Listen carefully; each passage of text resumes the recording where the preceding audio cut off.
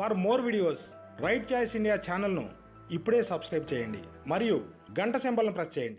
అంటే 8 to 9 ఆ time వరకు వచ్చేసి మళ్ళీ ఈవినింగ్ 8 వరకు అంటే టోటల్ 12 అవర్స్లో ఎఫెక్టివ్ ఒక 8 అవర్స్ మధ్యలో మనం ఒక 1 అవర్ 2 అవర్స్ చదివాక ఒక హాఫ్ అన్ అవర్కు ఒక 10 to 15 మినిట్స్ వరకు టీ బ్రేక్ అట్లా వెళ్ళడం, చదివిన దాన్ని కొంచెం డిస్కషన్ చేసుకున్నాం ఫ్రెండ్స్తోని. సో నేను ఇక్కడ చెప్పేది ఏంటంటే యాక్చువల్గా మనం చదివేటప్పుడు కూడా కొంచెం మనకు తగ్గట్టు ఫ్రెండ్స్ని కూడా మనం సెలెక్ట్ చేసుకోవాలి.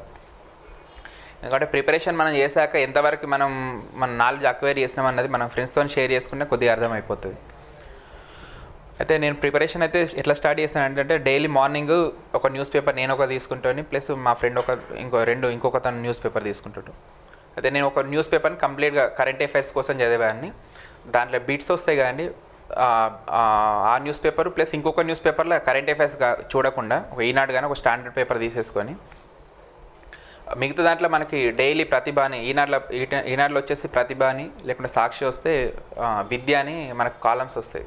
దాంట్లో ఏంటంటే బ్యాంక్స్ జాబ్తో సహా ప్రతి ఒక్కటి బ్యాంక్స్ కానీ సంబంధించింది కానీ గ్రూప్కి సంబంధించిన కానీ ఏదో ఒకటి మనకి కాంపిటేటివ్ ఎగ్జామ్లో ఒక 50 లేకుంటే ఒక 20 క్వశ్చన్స్ అన్న డైలీ వస్తాయి మనకి.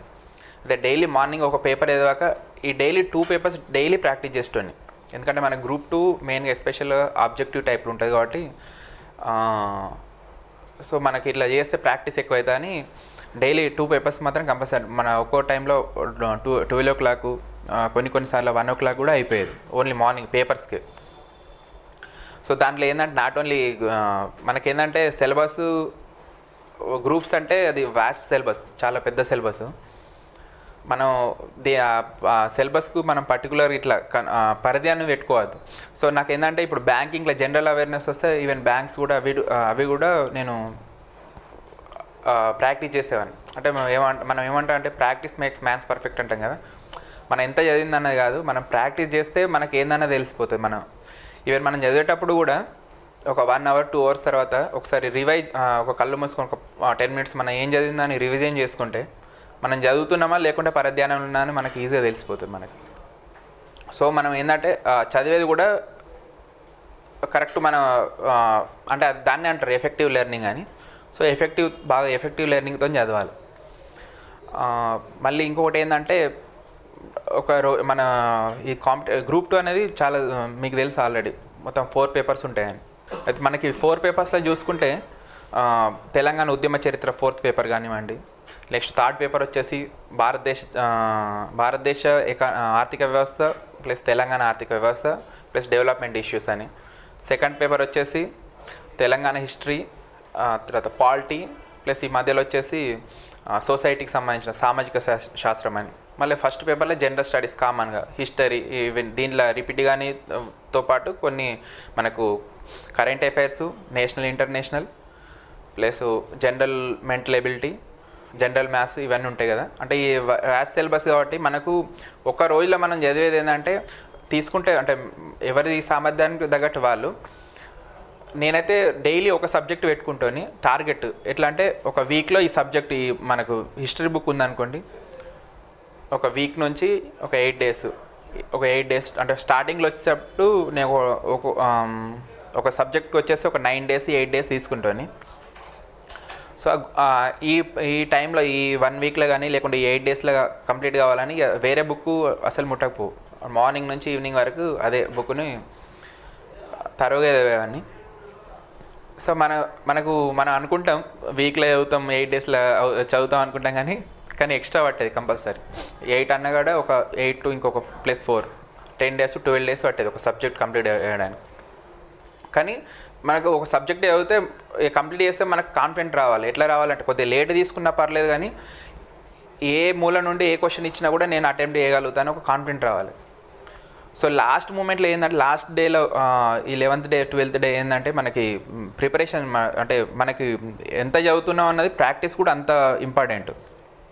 సో బిట్స్ ప్రాక్టీసే కానివ్వండి, లేక గ్రూప్ 1 అయితే గ్రూప్ 1 చదివే వాళ్ళు ఎస్ఏ కూడా ఎంత బాగా ప్రాక్టీస్ చేస్తే మనకు అంత బెటర్. అయితే మనకు తెలిసి నేను ఏం చెప్పదలుచుకున్నా అంటే ఏవైతే మనకు క్రిటికల్గా అంటే కొన్ని మన హిస్టరీ బుక్ తీసుకుంటే దానిలో కొన్ని సబ్జెక్టు మిడివల్ హిస్టరీలో వచ్చేసి ఈ ముస్లింకి సంబంధించిన నేమ్స్ ఇవే కొద్దిగా మనకు కొద్దిగా టిపికల్ అనిపిస్తాయి. సో అట్లాంటి దాని మీద చాలా ఎంత ఎక్కువ ఫోకస్ పెడితే అంత దాని ఆ కాంప్లెక్స్ అయిపోయి అది సింప్లిసిటీకి రావాలి. ఆ కాంప్లెక్సిటీ అనేది అసలు ఉండద్దు. సో ఆ విధంగా మీరు తరోగా ప్రిపేర్ కావాలి. తర్వాత నెక్స్ట్ ఇంకా నాన్ మ్యాథ్స్ క్యాండిడేట్స్ ఎక్కువ ఏంటంటే మనకు ఈ సింపుల్ మ్యాథ్స్ మనకు గ్రూప్స్కి వచ్చేసి సింపుల్ మ్యాథ్స్నే ఇచ్చేస్తారు. సో దాన్ని కూడా బుక్స్ ఎక్కువ ప్రిపేర్ అయితే అంటే బుక్స్ అంటే మనకు సిలబస్ తగ్గట్టు చదవాలండి. ఇప్పుడు మనకు మ్యాథ్స్ ఉందనుకోండి, జనరల్ మ్యాథ్స్, దానికి ఆర్ఎస్ అగర్వాల్ లాంటి పెద్ద పెద్ద బుక్స్ మనం తీసుకోవద్దు. ఎందుకంటే దాని సిలబస్ మనకు వచ్చేసి 50 మార్క్స్ ఉంటుంది కాబట్టి. సో అదే ఎక్కువ టైం తీసుకుంటాయి. ఇప్పుడు ఆర్ఎస్ అగర్వాల్ అట్లాంటిది చేస్తే మనకు ఒక 1 మంత్ 2 మంత్స్ ఓన్లీ మ్యాథ్స్కే వెళ్ళిపోతాయి. సో మనకు సిలబస్ ఎంత ఉన్నదో దానికి తగ్గట్టు ప్లాన్ చేసుకోవాలి మనం. ఈవెన్ మనకు చూడండి, ఇప్పుడు మనకు పేపర్ 4 వచ్చేసి ఉద్యమ చరిత్ర ఉంది. ఓన్లీ ఉద్యమ చరిత్ర 150 మార్క్స్ ఉంటుంది కాబట్టి దాంట్లో ఎంత డెప్త్ అయినా కూడా మనం అంత స్కోర్ అచీవ్ చేస్తాం. అదే మనం పేపర్ 1లో తీసుకుంటే సబ్జెక్టులు ఒక మనకు వచ్చేసి జాగ్రఫీ కానివ్వండి, లేకుంటే ఇండియన్ హిస్టరీ కానివ్వండి, లేదంటే ఇప్పుడు జనరల్ ఇంగ్లీష్ కానివ్వండి, కరెంట్ అఫైర్స్ కానీ, ఇట్లా డిఫరెంట్ 11 సబ్జెక్ట్స్ ఉన్నాయి మనకు ఇది టీఎస్పీఎస్సీ ఇచ్చిన సిలబస్లో. ఆ 11 సబ్జెక్ట్స్కి మనం పేపర్ 4కు ఎంత టైం తీసుకున్నాం 150 మార్క్స్. సో దీన్ని కూడా అంతే టైంలో అంటే ఇంకో ఇది 150 మార్క్స్ మనం ఎంత టైం తీసుకున్నామో అదే టైం ఫ్రేమ్లో ఇవి కూడా సబ్జెక్ట్స్ అంటే మన లెంత్ని బట్టి దాని సిలబస్ను వ్యాస్ట్నెస్ దాని రేంజ్ని బట్టి మనం చదవాలి.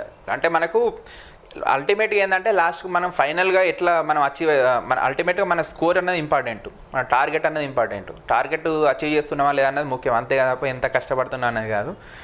సో అందుకని మనం ఏదైనా కూడా ప్లానింగ్తో చదివితే మనం తొందరగా గెటిన్ కావాలి. సో అయితే 13లో నా ప్రిపరేషన్ అయిపోయింది కదండి. 13లో నేను జాబ్లో జాయిన్ అయినా కూడా కంపల్సరీ గ్రూప్ 2 కోసం వచ్చా కాబట్టి గ్రూప్ 2 అయినా గ్రూప్ 1 కానీ కంపల్సరీ ఏదైనా ఒకటి సాధించాలని అట్లనే ఉండే. సో 14 మార్చ్లో నేను అపాయింట్మెంట్ తీసుకున్న, March 6న విఆర్ఓగా నేను డ్యూటీస్ ఆదిలాబాద్లో చేశా. సో ఏంటంటే మనకి జాబ్లో చేసేటప్పుడు కొద్దిగా కష్టం అనిపిస్తుంది, కానీ మనకి వేరే గొప్ప గ్రేట్ పర్సనాలిటీ చూస్తే వాళ్ళ టైం మేనేజ్మెంట్ చూస్తే వాళ్ళ దాంట్లో అట్లీస్ట్ ఒక 20 నుంచి 30% అట్లీస్ట్ 30% ఫాలో అయితే మనం కూడా వండర్స్ క్రియేట్ చేయవచ్చు. అయితే దానికోసం ఏంటంటే నేను ఎర్లీ మార్నింగ్ ఒక 2 అవర్స్ నేను 10 o'clock ఆఫీస్ వెళ్ళేవాడినండి. 10 o'clock అంటే నేను 7:30 to 9:30 ఆ టైం వరకు నేను నా రూమ్ కూడా నేను రెంట్ కూడా నాకు లైబ్రరీ పక్కన, నేను ఆదిలాబాద్లో ఉంటే ఆదిలాబాద్లో బుక్తాపూర్ ఉంటుంది లైబ్రరీ. సో బుక్తాపూర్ దగ్గర లైబ్రరీ పక్కనే రూమ్ తీసుకుని కావాలండి. ఎందుకంటే ప్రిపరేషన్ మళ్ళీ నేను సెల్ఫ్గా ఒక్క సింగిల్గా ఉంటే చేసుకుని కొద్దిగా అది కూడా ఉంటుంది. సో మనకేంటంటే నాకు ఎవరైనా అంటే మిగతా వాళ్ళతో చదివితేనే మనకు కూడా అది టీం కాంపిటీషన్లు ఉన్నా లేదన్నా తెలుస్తుంది. సో మనకు తోడుగా ఎవరైనా ఉంటే ఇంకా కొద్దిగా ఎక్కువ చదువుతుంది అవుతుంది వాళ్ళతో. ఇప్పుడు మన రన్నింగ్లో కానీ ఇంకా దేంట్లో కానీ పక్కన ఎవరైనా ఉంటే మనం ఒక 2 kilometers రన్నింగ్ చేసే బదులు 3 kilometers 4 kilometers వాళ్ళు ఎంత చేస్తారో వాళ్ళను కూడా మనం అటైన్ చేసేటట్టు మనం చదువుకుంటాం. For more videos right choice India ఛానల్ను ఇప్పుడే సబ్స్క్రైబ్ చేయండి మరియు గంట సింబల్ను ప్రెస్ చేయండి.